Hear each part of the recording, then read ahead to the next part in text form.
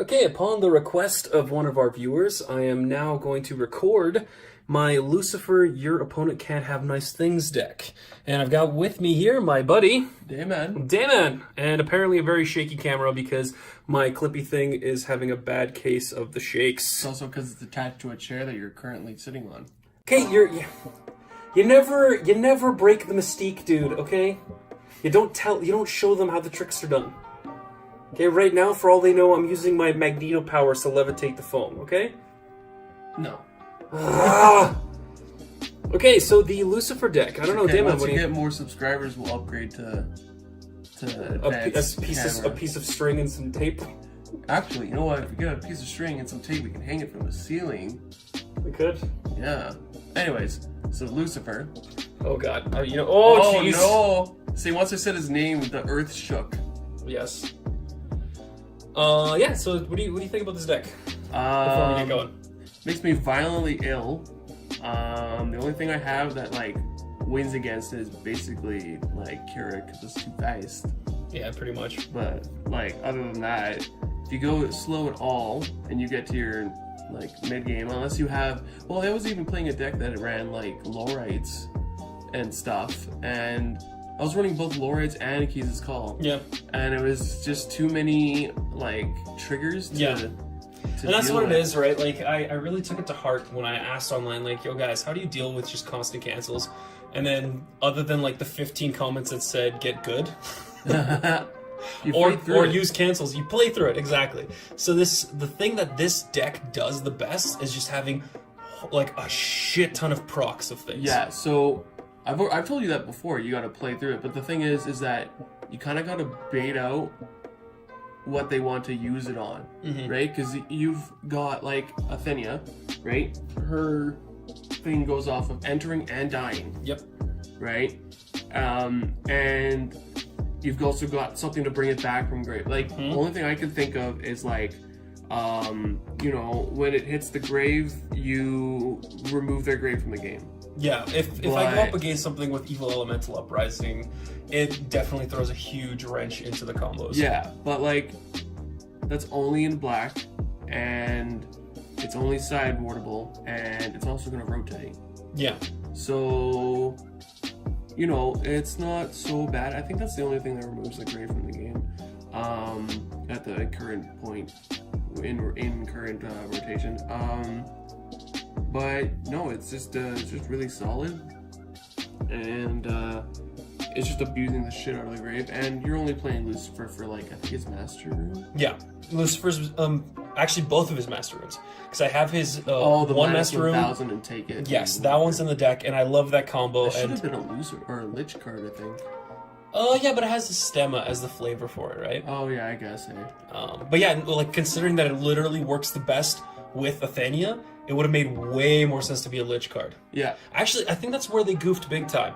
Okay. Because Lich got a new one where it's where it's got freaking Oborozuki on it. From their grave or from their hand, and then if you remove something from the field or something. Yeah, you remove a Resonator from the field, and then if it's got the same attribute as a card in their hand, you remove that card in their hand from the game. Yeah. So it's that's not the remove from the game part, but the hand control thing. That's a Lucifer thing. Yeah. And this minus whatever's. Minus 1000, and then it dies, and then it comes, steal it. Yeah, and then you steal it. That's more of a Lich thing. Yeah. It's working off of it having to die. I don't know. Is maybe somebody goofed? Maybe somebody accidentally misspelled Lich and they put in Lucifer. Maybe it's hey, we got two rulers with L's in their names. It's one or the other. We'll throw the coin. Yeah. So okay, well let's start on the deck. Yeah. So yeah, the ruler is lit. Jeez. Did you ever run the rainbow puke color all over the place, Lucifer? I never got one. What? Yeah, remember I gave you guys all of my things so that you guys could. Oh yeah, I guess. Eh? Get it. Did you guys get them? Yeah. Teacher has them, but I asked for a couple of them just because they're fun to have or whatever, but they're violently gross, right? They're actually they're offensive to the eyes. Yeah, but I'd still have the ones I like for collection's sake. You got 2 sets of them, but right? But never ended up getting them to me. Okay. Yeah, there's some some of them were okay, right? The Hanzo one is alright, but then Fu Si is just disgusting. Oh god. Okay, so the first Resonator slot that I run is 4 of Blackleaf. Oh man, that eggplant is so good. This eggplant is the best. I freaking love this dude. That eggplant emoji is just so great. Hashtag my favorite character from the Emoji Movie cinematic universe. Eggplant? Yes. Oh, actually, I don't even think... I don't know, I've never seen the movie, but I don't know if... Emoji Movie cinematic universe. Emoji Movie cinematic universe. Yes. So, one of the major... combos in this deck, aside from getting rid of your opponent's stones, which in and of itself is my favorite strategy, is giving minus status to things. Yeah. Right? And considering this dude is literally just a 1-drop and you can pop it to give a J/Resonator -4, it could be the difference between living and dying. Too. Yeah. Power and toughness. So it could be a killer, or it could be just enough to save your life from like a one literally, swing away. I've seen games where one of those saved someone from dying to like IU, and then the backswing made them win. Like, and so basically they won because of an eggplant emoji, pretty much, which was insane. So I run 4 of those bad boys. The main mechanic in this deck is not hand control, but it fills a nice little slot, and it could be, like really useful early game. Yeah. It's like just your first turn, if you don't pull an eggplant and you want to just have a play on your first turn, this is one of the 1-drops in the deck. So I run 2 of the Look of Corruptions, and then if you get to later game, and for some reason you're going up against like... bigger stuff that plays big things, you can awaken it to hit both. Yeah, and then for 3 you can get rid of 2, right? Yeah. So I run 2 Look of Corruptions, and then going off of the very, very minimal hand control theme in this deck, I also run 2 of Thought Controls. So why not run 4 of Look? Because I have 2 of these in promos, and I only ever pulled 2. Oh, so you just want to put them in a deck? Pretty much. I only ever pulled 2 Look of Corruptions. Oh, really? Yeah. Oh. So I've got like a playset of these, and I've got like 2 of those, so... Oh, okay. Oh, then that's fair. So ideally, if you guys were building this to be like a more competitive deck, you could just run 4 Look of Corruptions. I only ever pulled 2. Yeah, okay, that makes sense. Okay, this is literally one of the like most underrated cards. Oh, I love that card. I freaking love this card. The art on it is phenomenal, and the ability's even better. It's a card called Command of Life and Death. It's a 2-drop for 1 darkness and 1 colorless, which is awesome because then you're not like typecasted to just playing it in darkness. Yeah. You can play it in a dual color deck. And it's got the ability, put target Resonator with total cost 3 or less from your graveyard to the field. The way that I play this deck, and you guys will see the card combos later, it is designed to cheat out 3 costs. That's all it is. And the next card that I'm going to show you guys. So it's super good. You're almost always getting more quality than, a 2 for a 2 in this deck. And it's just good. It's also got Welser on it, and Welser is life. Welser is love. Yeah, he is the best. He is Bay. He is definitely weird wizard Bay. You know what? I never one of the confusions I had for when the Welser Resonator came out. What's that? So I thought that Welser came back and he was like stupidly old. Yeah. But then I didn't realize that really he already had silver hair, and all he had was he just grew a beard. Yeah, he just got a little older. Yeah, like I but thought he's also just really old in general. So, and like a significant amount of time passed in between. Yeah, I think it was like a decade between each set of Rare Cluster. Yeah. Okay, so this is one of the cards you want to see like really early game, and it works really well in this deck. I run 4 of the Chant Life or Death Struggle, which honestly has probably one of the nicest arts in a full arts currently in rotation. The card reads as such. Each player discards a card, then each player banishes the Resonator with the highest cost among Resonators that they control. Okay. Pretty brutal. Which is amazing. If you play this thing turn 2, 3, 4-ish, so like early to mid game, it's phenomenal because then it lets you drop those like pesky 3 costs that you have in your hands that you can bring back for like saving 1 on the cost with Command of Life and Death. And a card that I'm going to show you guys in a little bit specifically is Astema. And Astema works stupid good with this. Not to mention the fact that you're getting 2 things out of it, you're also getting field control. Right? Like, how many times has this pissed you off, Dayman? The Command of Life. Yeah, Life and Death. totally. Like, it's pretty... I don't know. It does ruffle my jimmies a little to have to get rid of my biggest thing. It Mark Ruffalo's your jimmies? Yes. Like, a lot. Okay, so I run 3 of those. And then one of the 3 cost slots that I have in the deck that is really good with that card in combination is Astema. Specifically, Astema, the Returnee of Hatred. She has a 3 cost for 2 darkness and 1 colorless, 7/6. So she's a little bit below the curve, but she's got just like a ridiculous amount of really good enter the field abilities. Specifically, she has flying. Enter, your opponent loses 500 life if there are 3 or more runes revealed, and usually by the time she hits the field, you will. You gain 500 life on top of that. Then you've got pay 400 life, draw a card, play this ability only during your turn and only once per turn. A lot of people forget that, myself included. It's okay. And then her final ability is pay 1000 life, your opponent loses 500 life, play this ability only during your turn and only once per turn. Damon, you actually run Astema in your mixed color Brunhild deck. Do you use her final ability at all? If I'm well, it's a deck that you gain a lot of life in. So if I'm significantly ahead, then yeah, for sure. Yeah. There's been a game actually where if I had done that, I think it was like the turn it came in or something, I would have won, but I just didn't do it. Okay, so it can be like a game maker. It can. Okay, so I run 3 of the Astemas. This next card is a bit of a throwaway, and I'm sure that Dayman will agree. I have this in here because there are several cards that do kind of like burn me for life, and Darkness doesn't typically have a lot of life gain. That card is the Faithful Vampire. So Faithful Vampire is a 3-drop 8/8, so almost perfectly on curve. Look at that for a sec. Yeah. And then he's got just a bunch of activate abilities. He's got gain flying for 1 darkness, gain indestructible for 1 darkness, gain drain, or sorry, not indestructible. Pretty much Bane, but Bane non. to a resonator life or drain and flying. Yeah. Yeah. So like, well, you play that on 3. The turn after, if you don't have anything to play, this can become at the very worst like a flying double drain. Yeah, and that's what I like about this one. It doesn't have keyword drain. It's an activate ability drain, which means that I can give it multiple instances. Actually, if you give something double instances of drain, it still works, because drain is just shorthand for literally what this says. Oh yeah, but I'm just saying, if a card had just keyword drain... Yeah, it stacks. No, I get that it stacks, but if let's say it's just a card that has keyword drain and you don't have an ability that gives it additional drains. Yeah. Whereas this one it only has drain in this instance, but you can give it as many drains as you want if you have the darkness to pay for it. Oh, I see what you're saying. That's all I'm saying. Yeah, no, it's really good because even if you don't have, well, so the next turn after you'd have 4, right? Most likely.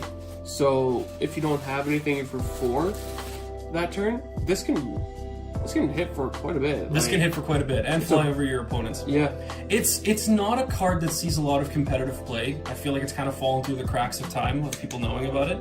And it's not necessary for this deck. Yeah. But if you are using Astema's abilities a lot for sideboarding. Yeah, this could definitely be taken out and put it for sideboarding. Oh yeah, it's really great with Astema. Yeah, for sure. Again, other than Astema's kind of like enter the field ability, you're not getting a lot of life gain in this, and there are things that burn you. Yeah. Right? How do you like that new rune to search for a darkness resonator? I like it. I think that will probably either end up... Isn't it Divinity 1? It is Divinity 1, and it's a cost 1 if you play it from the rune deck. What? Yeah. I thought it was 2. I think it's 1. I think it's darkness and 1 colorless, and then it's 1 colorless less if you play it from... Oh my god, that's really good. Okay, now let's get to the meat and potatoes of like my favorite combo here. The first card is a heroic epic for the Thousandth Night. I run 3 of those bad boys. This card has just become synonymous with you're not going to have a fun time. Yep. That's pretty much all this card means. And a lot of the times people worry about like, oh shit, it's dual colors, so that'll make some problems. And then at the end of turn, the Resonator comes back to your hand. But ideally, that's not going to happen if I do the combo properly. Plus with enter effects, like really, it's still... So I run 3 of these guys, and what I use it for, I'll keep those out just so you guys know what I'm doing here.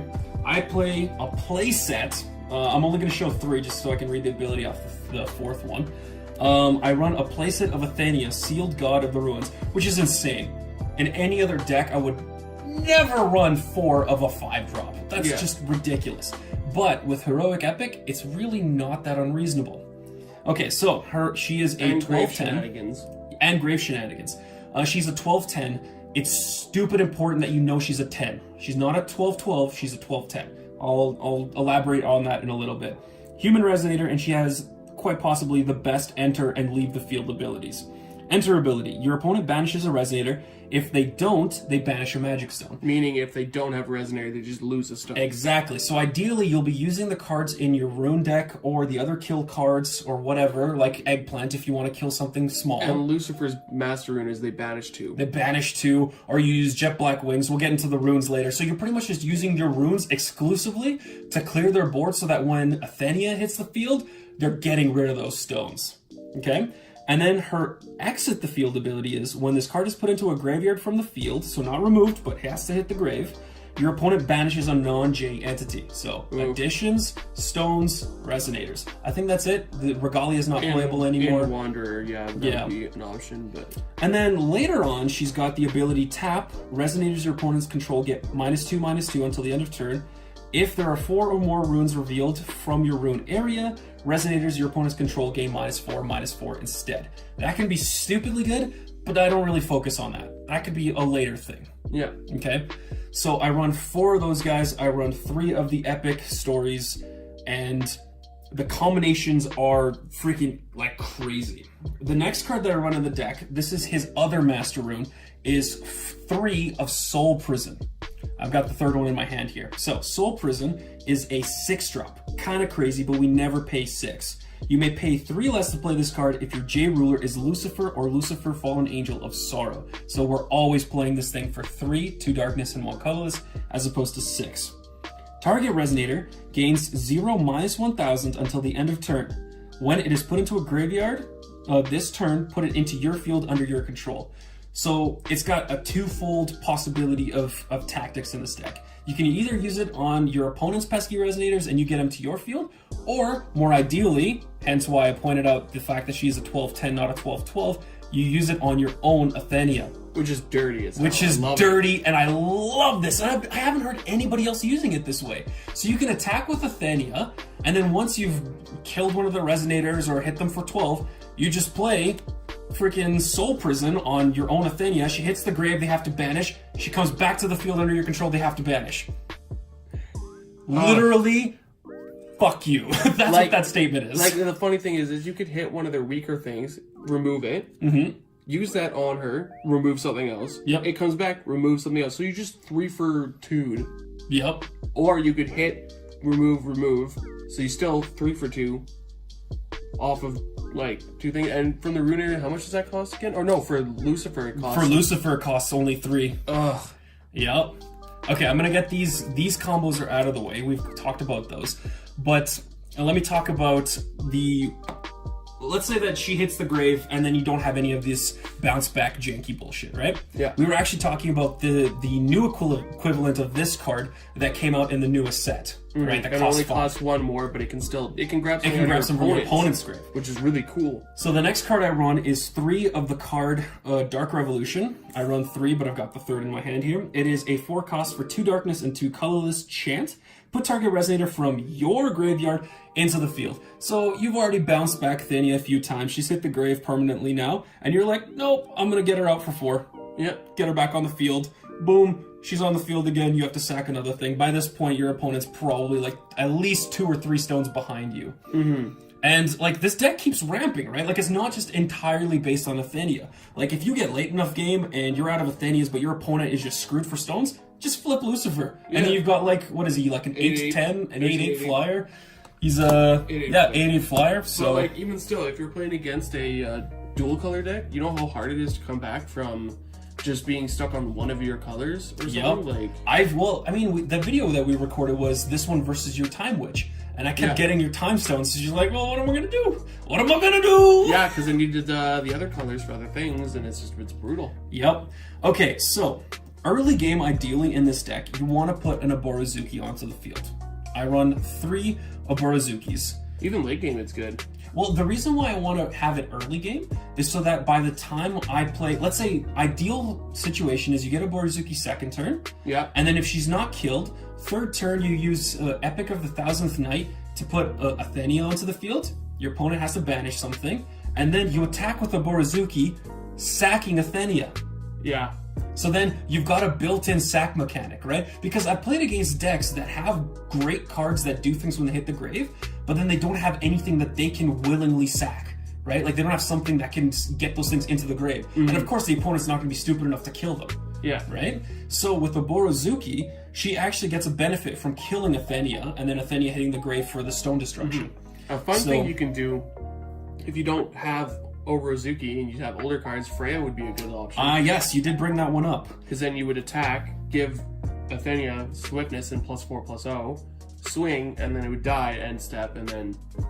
And see, a cool thing that you could do, like we were talking about using the Faithful Vampire as a new slot, I could put in that new vampire that I lose 300 life to produce any color that I want. Yeah. So then that would help me mana fix to get Freya out faster too. Yeah, then you could run a couple Freyas for sure. Right, instead of a Oborozuki. And they're essentially the same cost. It's just she's for my dominant. Red and a colorless. Yeah. Is it red and a color? Is. That's so good. I might do that. That would definitely be a sideboard card if I was going up against a deck that was way more aggressive and I needed to do things faster. Yeah, of course. Giving my 12/12 swiftness and then it dies and then I get my +4/+0. Oh shit! Then yeah, it would become a 16/10.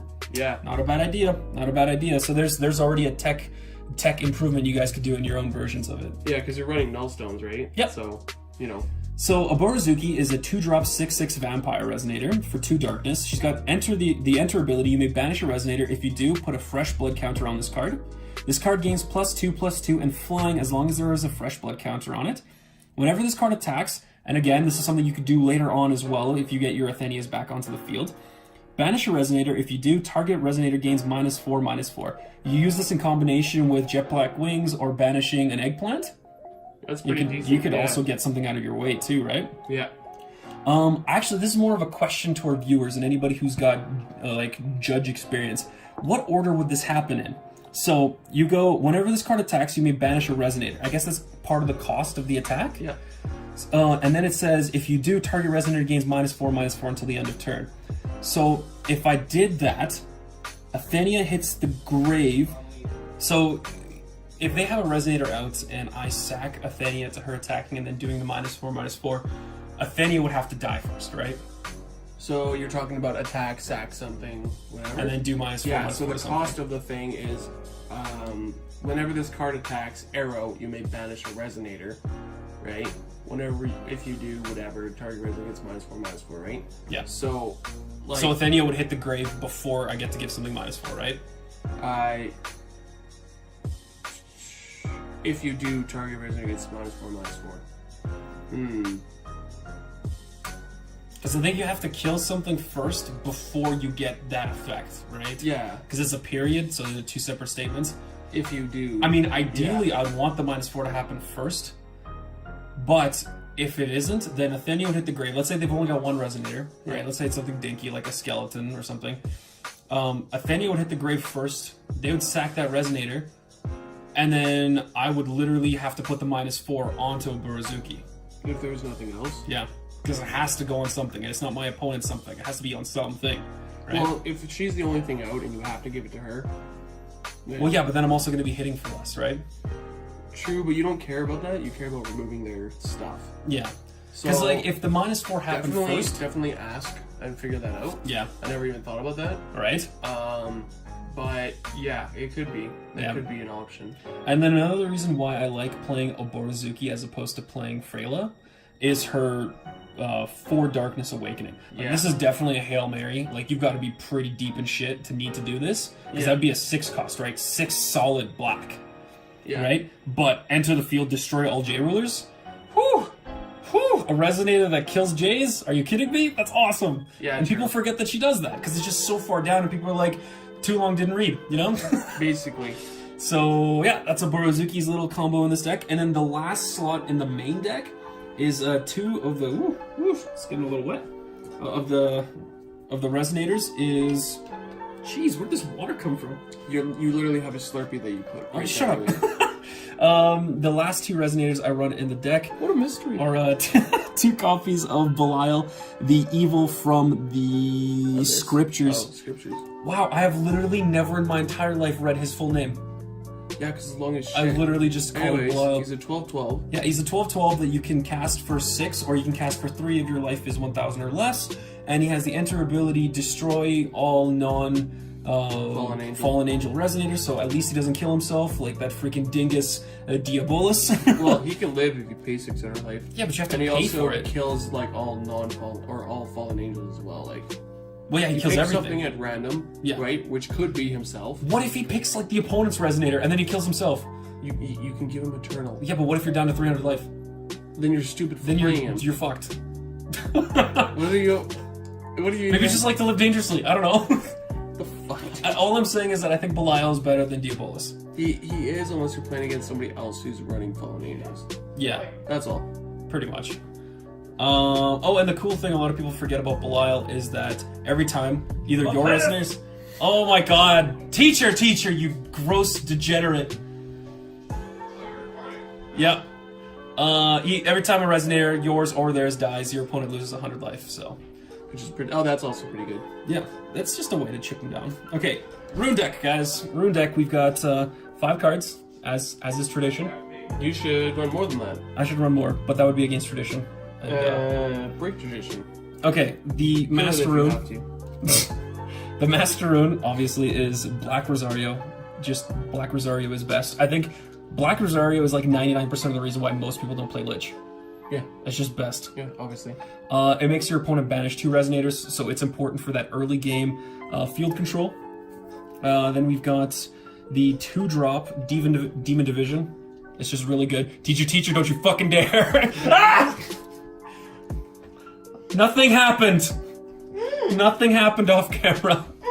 Oh my god. Okay, teacher's gone. Demon Division. It lets you search for stuff. I gotta finish this quick. Okay, then we've got Jet Black Wings, which is... -6/-6, which works really good with Eggplant. Like, sticks around for the turn. Turn, and like you can use it with the Oborozuki's attack, and you can use it with Soul Prison if you want to, and you've got Eggplant. Which is dirty, because if they play something after that, it's still got that -6/-6. Okay, this is literally one of my favorite combinations. So you've already got Athenia on the field. You use Power of Immortality on her. She gets +4/+0. You attack with her for 16. Then you attack with a Oborozuki, sacking Athenia. She hits the grave. They just had to sack a non-J entity. Then she hits the field again, tapped, and they have to sack either like Resonator or Stone. Master Rune. Yeah, pretty much. It's just so good. I love it. And it's for 1 from the Rune area. And then the final card, which is like a must-play every turn 4, no matter what. It's 1 less from the Rune area, so it'd be 2 hard black and 1 colorless. 2 colors. Oh, sorry. 2 hard black and 2 colorless. Destroy target magic stone targets you get to choose, and it's any kind, special or normal. Resonators your opponent's control gain -4/-4 until the end of turn.